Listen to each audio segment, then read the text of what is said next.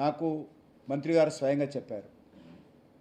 ముఖ్యమంత్రి గారు కలిసినప్పుడు కూడా చాలా స్పష్టంగా ముఖ్యమంత్రి గారికి కూడా కేంద్ర పట్టణాభివృద్ధి శాఖ మంత్రి స్వయంగా తెలియజేయడం జరిగింది. అదేవిధంగా మెట్రో ఫేజ్ 1 కూడా గతంలోనే భారత ప్రభుత్వము 1250 కోట్లు మెట్రో ఫేజ్ 1కి ఇవ్వడం జరిగింది. చివరకు మెట్రో ఫేజ్ 1 పూర్తయిన తర్వాత నరేంద్ర మోడీ గారు స్వయంగా హైదరాబాద్కు వచ్చి మెట్రో ఫేజ్ 1 ప్రారంభించిన విషయాన్ని కూడా ఈ సందర్భంగా మనవి చేస్తాను. దేశవ్యాప్తంగా అనేక మెట్రోలకు సెకండ్ ఫేజ్కు థర్డ్ ఫేజ్కు ఏ రకంగానైతే కేంద్ర ప్రభుత్వం సహకారం అందిస్తుందో హైదరాబాద్ కూడా అదేవిధంగా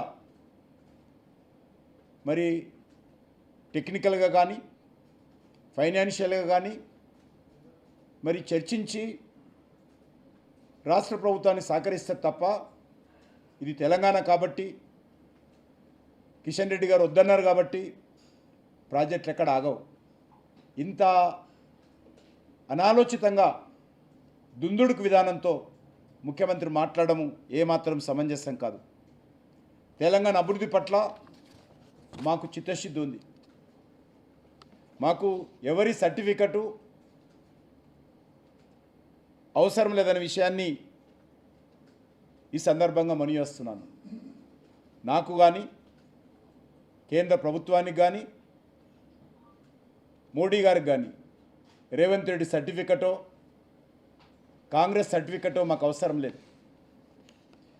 మేము రేవంత్ రెడ్డికి జవాబుదారీ కాదు, నేను తెలంగాణ ప్రజలకు జవాబుదారీ, తెలంగాణ అభివృద్ధికి జవాబుదారీ. ఆ రకంగా మోడీ గారు నాయకత్వంలో తెలంగాణ అభివృద్ధి కోసం గత 12 సంవత్సరాలుగా పనిచేశాము, ఇప్పుడు కూడా పనిచేస్తాము. తెలంగాణలో ఏదైతే హామీలు ఇచ్చామో హామీలన్నిటిని కూడా తూచా తప్పకుండా మేము అమలు చేస్తూ ఉన్నాము. అది జాతీయ రహదారుల అభివృద్ధి కావచ్చు, రైల్వేల అభివృద్ధి కావచ్చు, లేక ఇతర అనేక రకాల అభివృద్ధి కార్యక్రమాలు కూడా ఎప్పటికప్పుడు కేంద్ర ప్రభుత్వము ముందుకు తీసుకెళ్తా ఉందనే విషయాన్ని ఈ సందర్భంగా మనం చేస్తున్నాను. అంతేకాకుండా ఈరోజు ముఖ్యమంత్రి గారు నేనేదో మంత్రులను కలిసి నిధులు రాకుండా వాళ్ళకు ఒప్పించాననే విషయం చెప్పడం జరిగింది. ఆయన కొన్ని డేట్లు కూడా చెప్పారు. నేను చాలా స్పష్టంగా కలెక్టర్ గారిని అనేక సార్లు కలిశాను. కలిసిన ప్రతిసారి సోషల్ మీడియాలో పెట్టాను. సోషల్ మీడియాలో 2 డేట్లు తీసుకున్న నా సోషల్ మీడియా డేట్లు నాకే చెప్తున్నాయి. ఈరోజు ఒకటే మనం చేస్తూ ఉన్నాను, కేంద్ర ప్రభుత్వము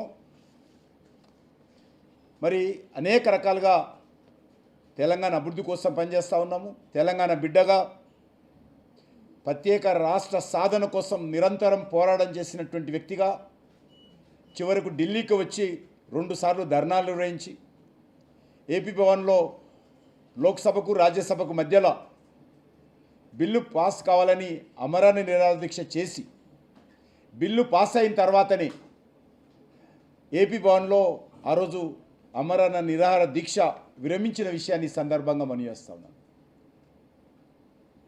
తెలంగాణ అభివృద్ధి పట్లనో హైదరాబాద్ అభివృద్ధి పట్లనో మాకెవరు పాఠాలు చెప్పాల్సిన అవసరం లేదు, ఎవరి సర్టిఫికెట్ మాకు అవసరం లేదు.